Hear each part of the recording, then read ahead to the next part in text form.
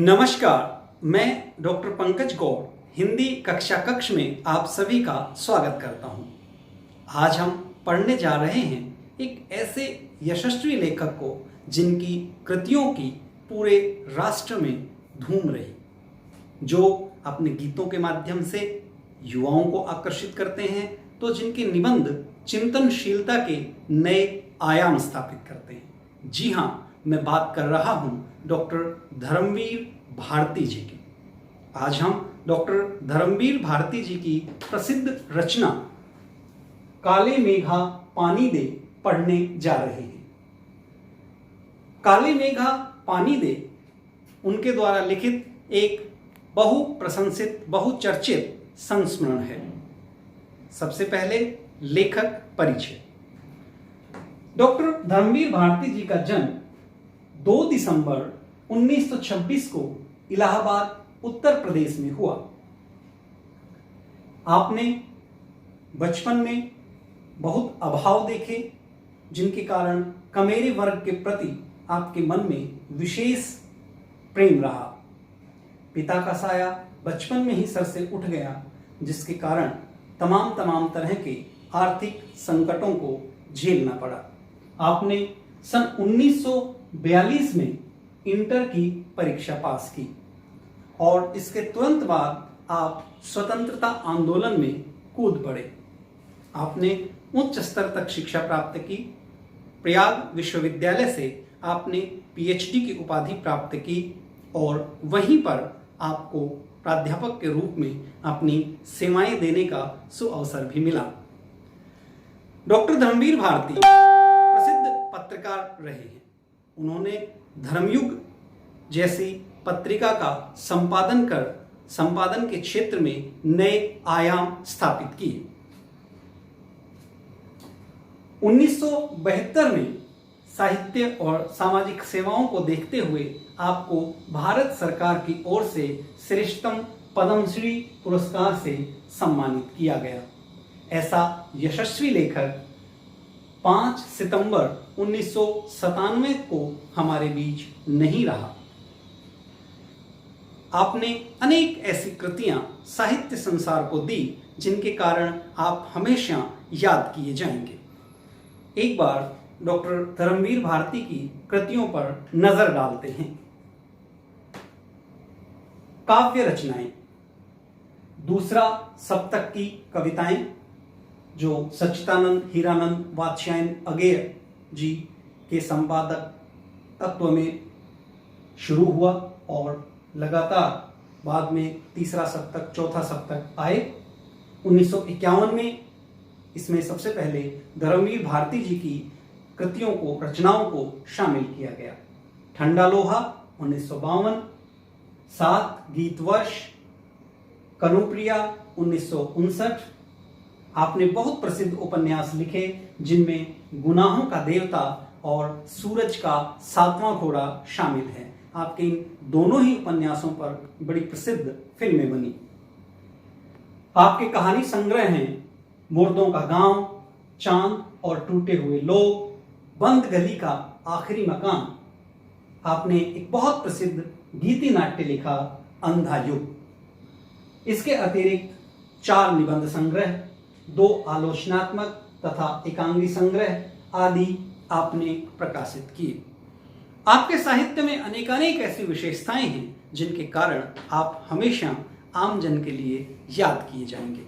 एक कवि के रूप में आपने बड़ी प्रसिद्ध रचनाएं दी, तो एक कथाकार के रूप में भी आपने कालजयी उपन्यास दिए। आप सामाजिक सरोकारों के प्रति सर्वस्व न्यौछावर करने वाले साहित्यकार रहे हैं। मानवीय मूल्यों के प्रति आप में गहरी आस्था रही और उन्हीं को लेकर आपने अपने साहित्य को व्यक्त किया। आपकी भाषा शैली में अनेक प्रकार के तत्सम, तद्भव, देशज, विदेशी शब्द देखे जा सकते हैं। उर्दू आदि के शब्दों को भी आपने शामिल किया। अनेक प्रकार की लोकोक्तियां और मुहावरे आपने अपनी कविताओं में रखे। सबसे बड़ा आपका जो स्वर रहा वह आशावादी स्वर है। मर गई कविता में आप बड़ी बेहतरीन तरीके से कहते हैं कि फिर उठेगा वह और सूरज को मिलेगी रोशनी। फिर उठेगा वह और सूरज को मिलेगी रोशनी, सितारों को जगमगाहट मिलेगी, कफन में लिपटे हुए सौंदर्य को फिर किरण की नर्म आहट मिलेगी। यही आशावाद डॉक्टर धर्मवीर भारती जी के जीवन का प्रमुख साधन रहा और इसी के लिए उन्होंने अपना जीवन समर्पित किया। काले मेघा पानी दे डॉक्टर धर्मवीर भारती जी का एक संस्मरण है। इसमें लेखक अपने जीवन की कुछ मधुर स्मृतियों में से एक महत्वपूर्ण स्मृति को निकालकर हमारे सामने रखते हैं। उसके माध्यम से वे हमारे साथ बहुत बड़े प्रश्नों पर चर्चा करते हैं। संस्मरण में एक जीजी है जो लेखक से बहुत स्नेह करती हैं। लेखक स्वयं एक ऐसी सभा के उपमंत्री हैं जो समाज में फैले हुए अंधविश्वासों का विरोध करती है। अब इस सभा के साथ रह रह करके लेखक कहीं न कहीं अपने आप को तर्कवादी, वैज्ञानिक और अपने विश्वासों पर परख कर विश्वास करने वाला व्यक्ति मानते हैं। यह संस्मरण एक तरफ विज्ञान के तर्क रखता है और दूसरी तरफ लोक जीवन के विश्वास रखता है। तर्कशास्त्री लोक जीवन के विश्वासों को मानना नहीं चाहता और लोक जीवन में जुड़े हुए लोग केवल तर्क के आधार पे अपनी मान्यताओं के साथ किसी प्रकार का समझौता नहीं करना चाहते। इस प्रकार यह संस्मरण हमारे सामने अनेक प्रश्न उत्पन्न करता है, साथ ही साथ लोक जीवन के अनेक महत्वपूर्ण चित्र हमारे सामने प्रस्तुत करता है। लेखक के जहाँ रहते हैं, जिस कस्बे में वे रहते हैं, वहाँ एक विचित्र परंपरा है। जब बारिश नहीं होती, वर्षा नहीं होती, लोग तमाम तरह के जप मंत्र करके थक जाते हैं, शरीर तपने लगते हैं, खेत सूखने लगते हैं। तो ऐसी स्थिति में जब कोई चारा उनके पास नहीं रहता तो वे एक विश्वास पर कायम रहते हैं। वहाँ के युवा सब मिलकर के नंग धड़ंग होकर के लंगोट बांध करके गांव में निकलते हैं और गांव में जब वे निकलते हैं तो कीचड़ में सने होते हैं, उनके ऊपर सभी लोग पानी डालते हैं। ऐसे लोग जो उन पर विश्वास नहीं करते, जो उनसे सहमत नहीं होते, वे इस मंडली को मेंढक मंडली का नाम देते हैं। लेकिन ऐसे लोग जो आस्थावादी हैं, जो विश्वास करते हैं कि ये युवा ठीक कार्य कर रहे हैं, वे इसे इंद्रसेना का नाम देते हैं। इंद्रसेना में काम करने वाले इन युवाओं का मानना है कि वे इंद्र देवता से वर्षा की गुहार लगाते हैं और उसी के कारण प्रसन्न होकर इंद्र देवता वर्षा देते हैं। एक दिन वह टोली लेखक के घर के पास से गुजरने वाली है। लेखक की जीजी, जो यद्यपि उसकी माँ की उम्र की हैं या शायद उससे भी ज़्यादा बड़ी उम्र की हैं, वे लेखक से कहती हैं कि वह भी उस मंडली पर पानी फेंके, पर लेखक इसे अस्वीकार करता है। उसका जो तर्क सामर्थ्य है वह इस बात को स्वीकार नहीं कर पाता कि किस प्रकार इंद्र के देवता जो सेना है वह अभावग्रस्त लोगों से जल मांगती है। जब हमारे पास पानी नहीं है तो हम इन लोगों को जल कहाँ से दें? ऐसी स्थिति में जब जल की एक एक बूंद कीमती है तो इस प्रकार से जल को व्यर्थ बहाना लेखक की तर्क शक्ति किसी भी प्रकार से स्वीकार नहीं करती। वह इससे बहुत व्यथित होता है, उसे दुख होता है, पर जीजी इस बात पे अड़ी रहती हैं कि वह जरूर इंद्रसेना पर पानी डाले। लेखक के मना करने पर जीजी स्वयं अपने कांपते हाथों से जाती हैं और इंद्रसेना पर पानी डालती है। इसी अपने गुस्से में लेखक जीजी द्वारा दिया हुआ प्रसाद भी ग्रहण नहीं करता। जीजी उससे अधिक देर नाराज नहीं रह पाती, उसे गोदी में बैठाती हैं और प्यार से समझाती हैं। वे इसके पीछे की अपनी आस्था, अपना त्याग, अपना तर्क बताती हैं। वे कहती हैं कि एक किसान जब खेत को बीज देता है तो वह उससे चौगुनी 10 गुनी फसल प्राप्त करता है।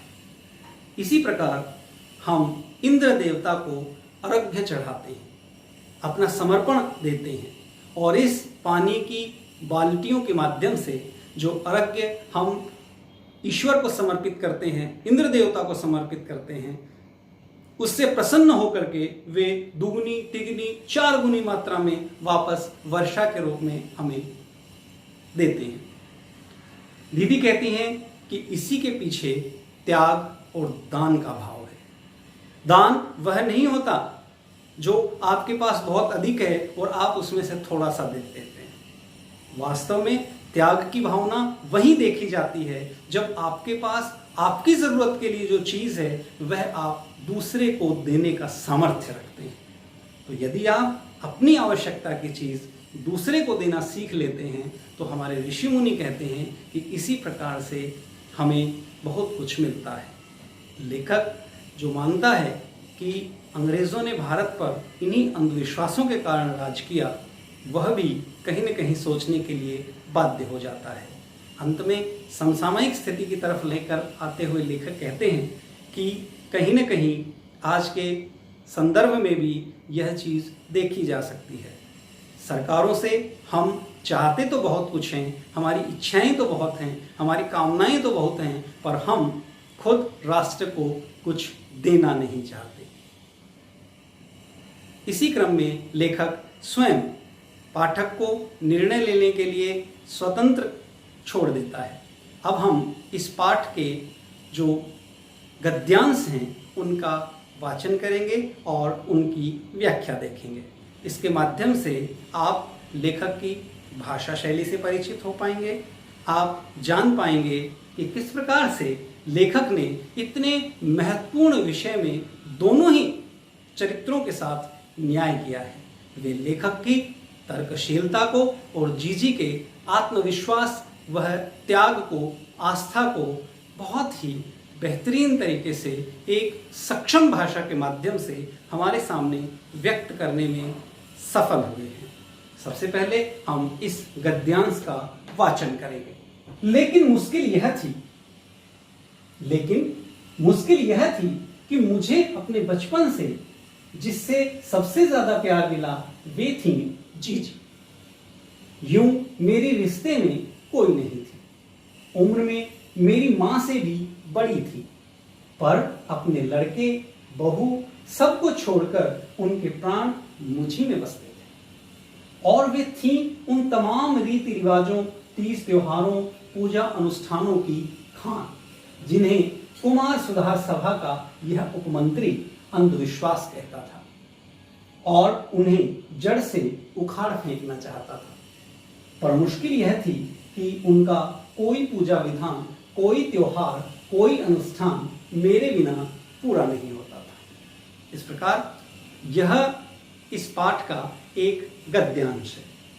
प्राय गद्यांश में से नीचे जो प्रश्न उत्तर छांटने आते हैं उसका ज्ञान भी आपको होना चाहिए।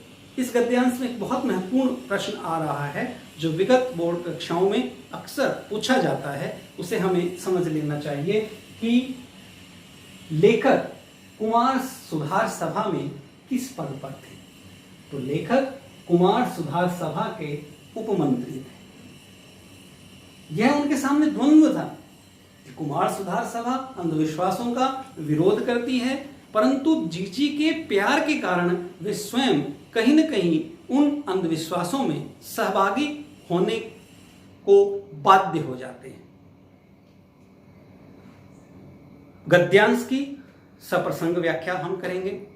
सप्रसंग व्याख्या के संदर्भ में सबसे पहले प्रसंग, तत्पश्चात व्याख्या, उसके बाद विशेष। विशेष में वैचारिक रूप से कौन कौन सी महत्वपूर्ण चीज़ें उस गद्यांश में आई हैं उसकी चर्चा हमें करनी चाहिए। भाषा के संबंधित कलागत कौन कौन सी विशेषताएं हैं, किस प्रकार के मुहावरे और लोकोक्तियों का प्रयोग किया गया है, किस प्रकार के शब्दों का चयन लेखक करते हैं, किस प्रकार से लेखक की शैली दूसरे लोगों से भिन्न है और महत्वपूर्ण है, उसकी व्याख्या की जानी चाहिए। तो यहाँ लेखक कहते हैं कि बचपन में उन्हें जीजी से सबसे ज़्यादा प्यार मिला। जीजी के साथ उनका कोई रिश्ता नहीं था, माँ की उम्र से वे बड़ी थी, पारिवारिक रूप से संपन्न थी, पर उन सबके कारण बाद भी वे सबसे ज़्यादा प्यार लेखक से करती थी। लेखक जो कुमार सभा का सुधार मंत्री होने के कारण अंधविश्वासों का विरोध करता था, वहीं दूसरी तरफ जीजी रीति रिवाजों, तीज त्योहारों, पूजा अनुष्ठानों में पूरी तरह से विश्वास करती थी। अपने इन्हीं विश्वासों के कारण, इसी आस्था के कारण वे चाहती थी कि लगातार लेखक भी उसी की तरह आस्थावादी बने और त्याग, तप, दान आदि उदात्त मूल्यों के महत्व को समझें। दीदी के इसी प्यार के कारण लेखक लगातार उनके साथ उन सभी अनुष्ठानों से जुड़ने को बाध्य थे। भाषा बहुत ही सरल, सहज है। अपने वक्तव्य को सक्षमता के साथ व्यक्त करने में सफल हुई है। दूसरे गद्यांश का वाचन। फिर जीजी बोले, देख, तू तो अभी से पढ़ लिख गया है। मैंने तो गांव के मदरसे का भी मुंह नहीं देखा, पर एक बात देखी है कि अगर 30-40 मन गेहूं उगाना है तो 5-6 सेर अच्छा गेहूं अपने पास से लेकर जमीन में क्यारियां बनाकर फेंक देता है। उसे बुआई कहते हैं। यह जो सूखे में हम अपने पानी इन पर फेंकते हैं, वह भी बुआई है। यह पानी गली में बोएंगे तो सारे शहर, कस्बा, गांव पर पानी वाले बादलों की फसल आ जाएगी। हम बीज बनाकर पानी देते हैं, फिर काले मेघा से पानी मांगते हैं। सब ऋषि मुनि कह गए हैं कि पहले खुद दो, तब देवता तुम्हें चौगुना 8 गुना करके लौटाएंगे। भैया, यह तो हर आदमी का आचरण है, जिससे सबका आचरण बनता है। यथा राजा तथा प्रजा, सिर्फ यही सच नहीं है, सच यह भी है कि यथा प्रजा तथा राजा, यही तो गांधी जी महाराज कहते हैं। इस दूसरे गद्यांश में लेखक को समझाने का प्रयास करते हैं कि गांव के लोग जो मेंढक मंडली या इंद्रसेना पर पानी की, उसके पीछे का कारण क्या है, उसके पीछे का मनोविज्ञान क्या है। वे बताती हैं कि एक किसान खेत में फसल बोने के लिए अच्छे बीज डालता है, तो यदि हम चाहते हैं कि हमारे देश में बेहतर काम हो, तो हमें उसी प्रकार के अच्छे संस्कार अपनी पीढ़ियों में डालने होंगे। इंद्रसेना के लोगों को भी पानी देकर हम उसी परंपरा का निर्वहन करते हैं। इन गद्यांशों के माध्यम से हमने लेखक की भाषा शैली को, विचारशीलता को, शब्द चयन को, मुहावरे और लोकोक्तियों के प्रयोग को और श्रेष्ठतम भाषिक प्रयोगों को जाना। अब हम पाठ का अभ्यास कार्य करेंगे, पर इससे पहले आपके लिए बहुत आवश्यक है कि आप स्वयं पाठ का अध्ययन अवश्य करें। आप अपनी पाठ्य पुस्तक से पाठ का वाचन करें, तो इससे आपको पाठ को समझने में अधिक सुविधा रहे। पाठ के अभ्यास कार्य करने के क्रम में सबसे पहला प्रश्न है, लोगों ने मेंढक मंडली नाम किस आधार पर दिया? यह टोली अपने आप को इंद्रसेना कहकर क्यों बुलाती थी? लोगों ने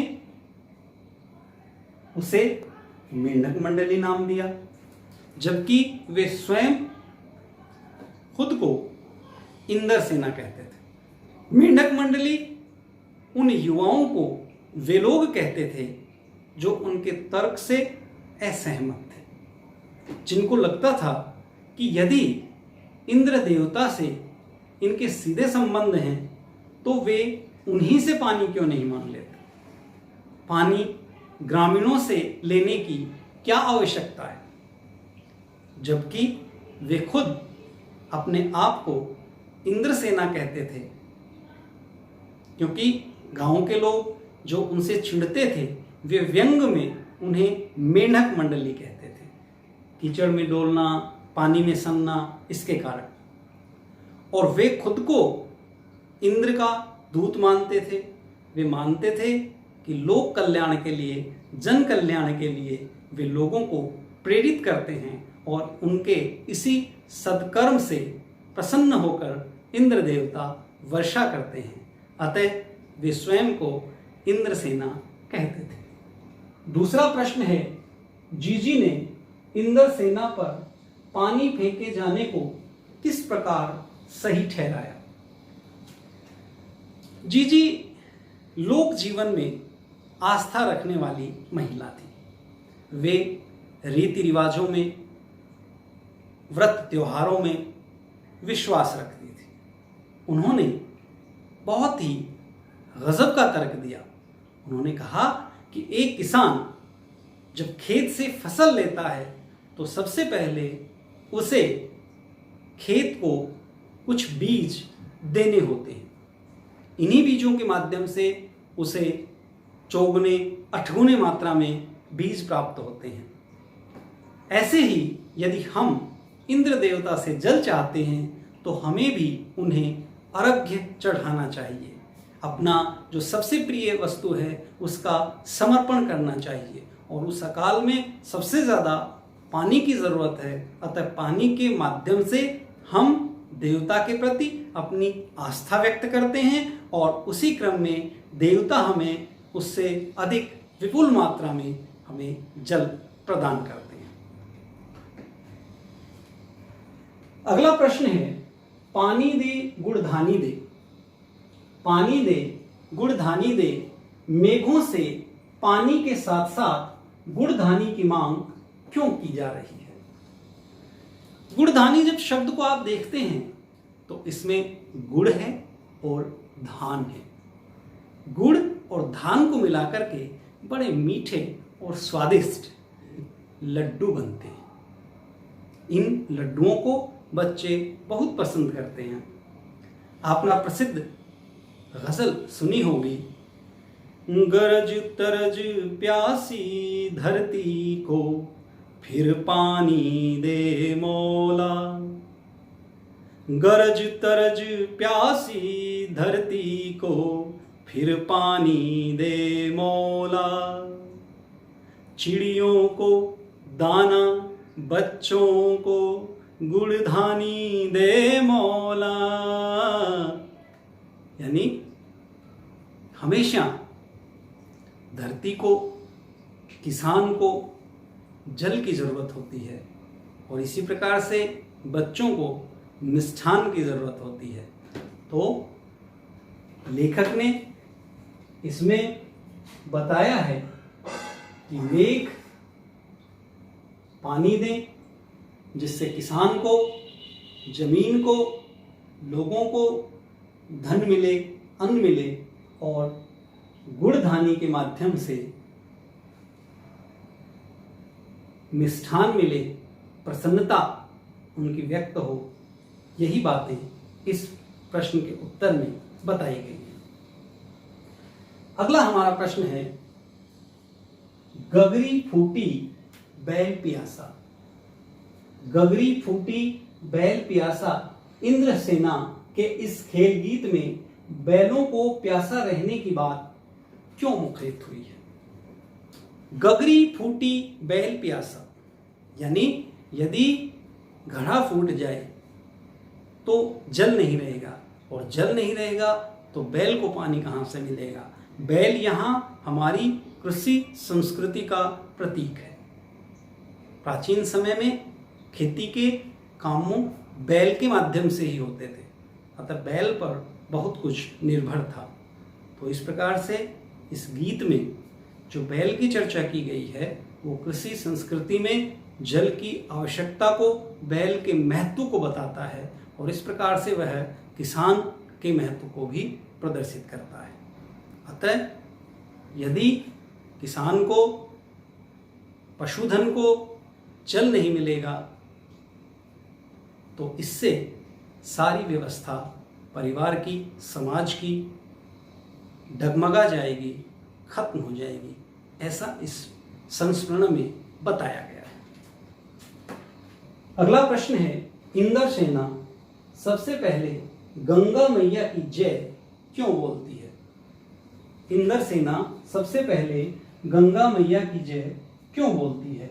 नदियों का भारतीय सामाजिक सांस्कृतिक परिवेश में क्या महत्व है?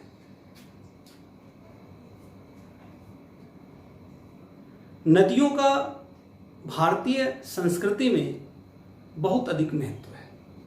नदियों को हम माँ का दर्जा देते हैं। आपने वह बहुत प्रसिद्ध गीत सुना होगा, इतनी ममता नदियों को भी यहाँ माता कह के बुलाते हैं,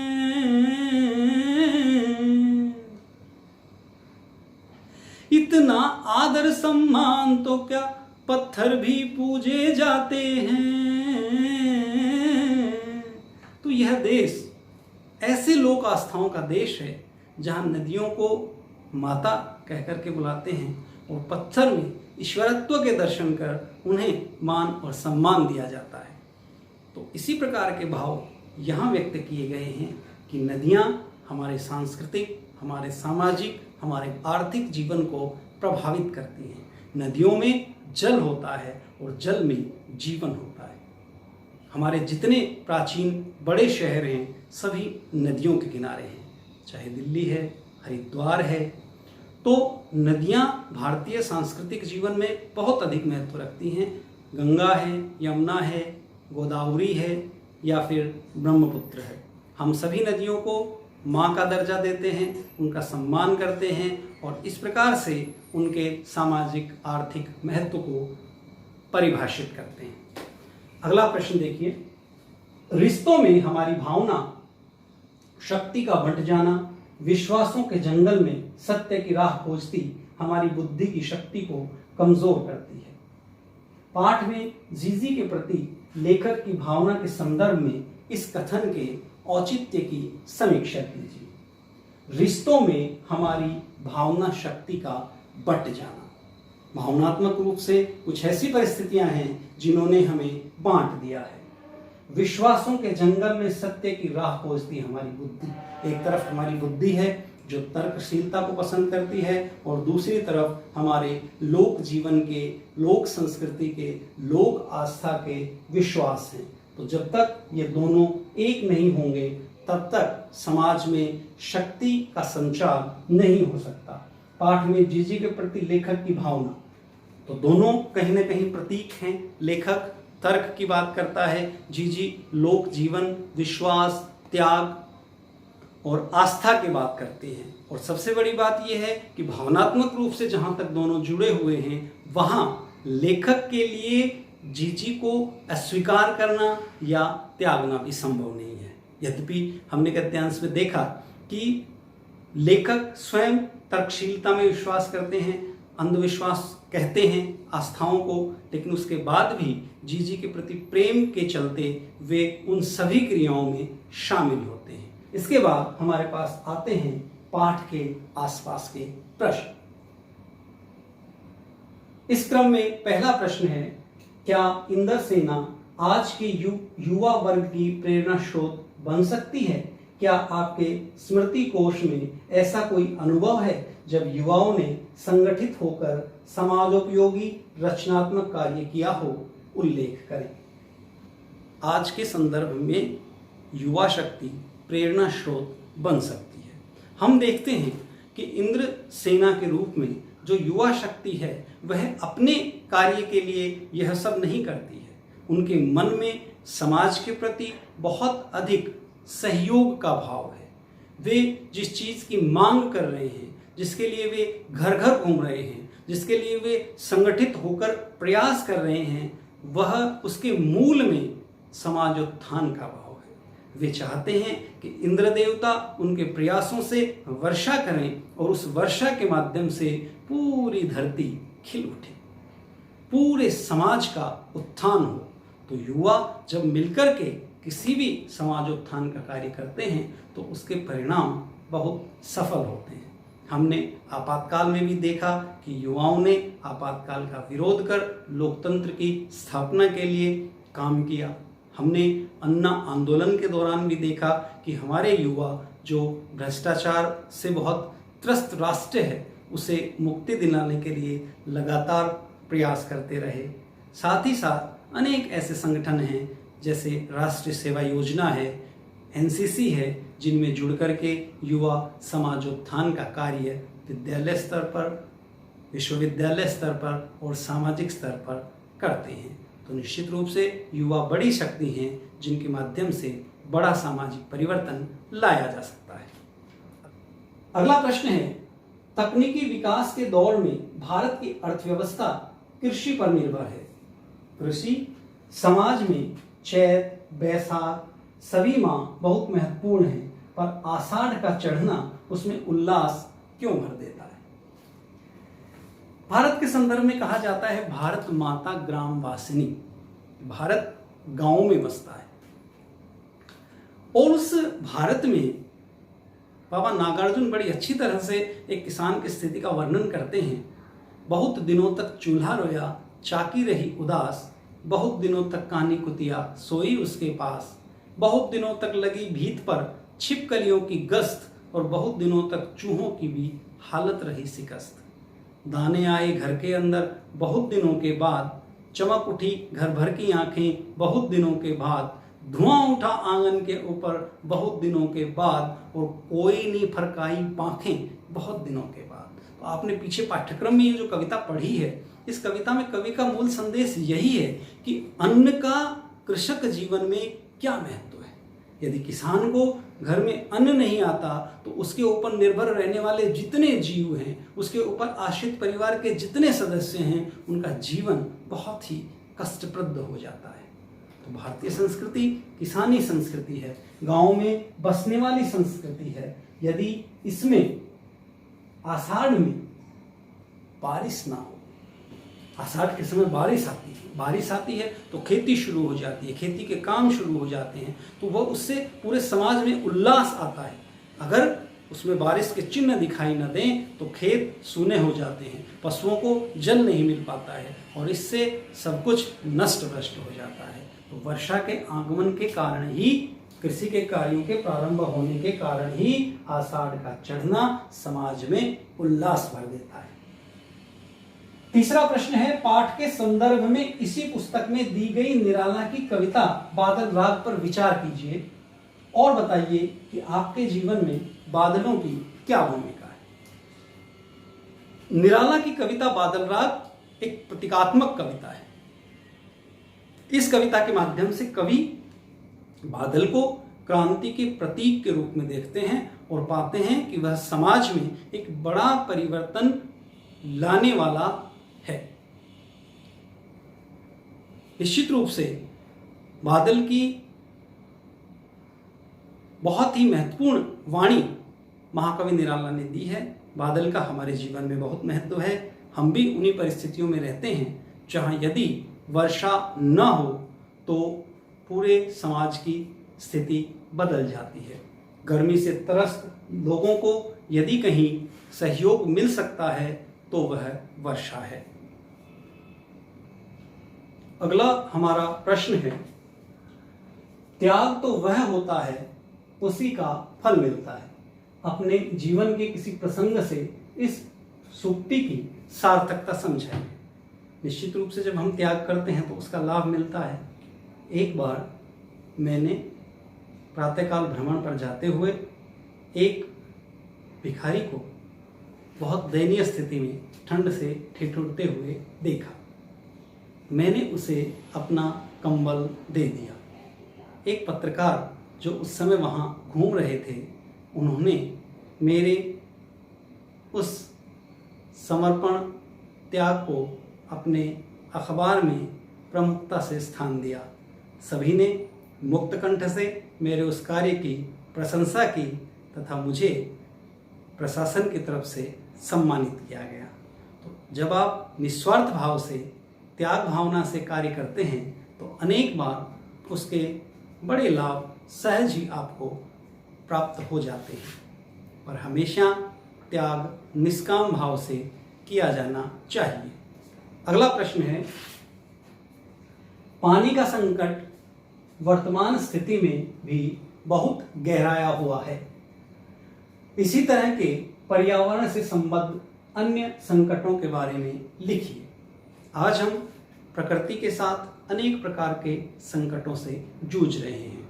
आप जानते हैं, ग्लोबल वार्मिंग, पेड़ों की अंधाधुंध कटाई, पर्यावरण में बहुत अधिक प्रदूषण, बढ़ती हुई जनसंख्या और आजकल कोरोना जैसी महामारी।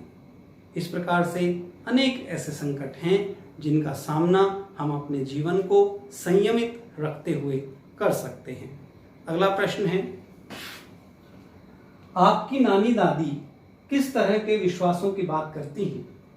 ऐसी स्थिति में उनके प्रति आपका रवैया क्या होता है? घर में हमारी दादी नानी अनेक प्रकार के विश्वासों की बात करती हैं। कई बार वे कहती हैं कि इस रंग की रुमाल लेनी चाहिए।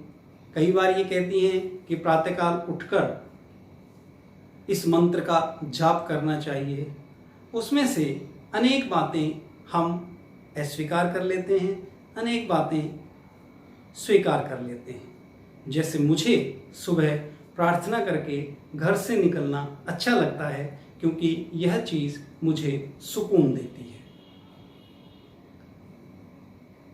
आप पाठ का अध्ययन अपनी पुस्तक से करें और इन सभी प्रश्नोत्तर को ध्यान से समझें। साथ ही इस तथ्य को समझें कि पाठ को समझने के साथ साथ यह एक चिंतनशील पाठ है। इसमें आप अपने विचारों को भी प्रकट करें। धन्यवाद। आपका दिन शुभ हो।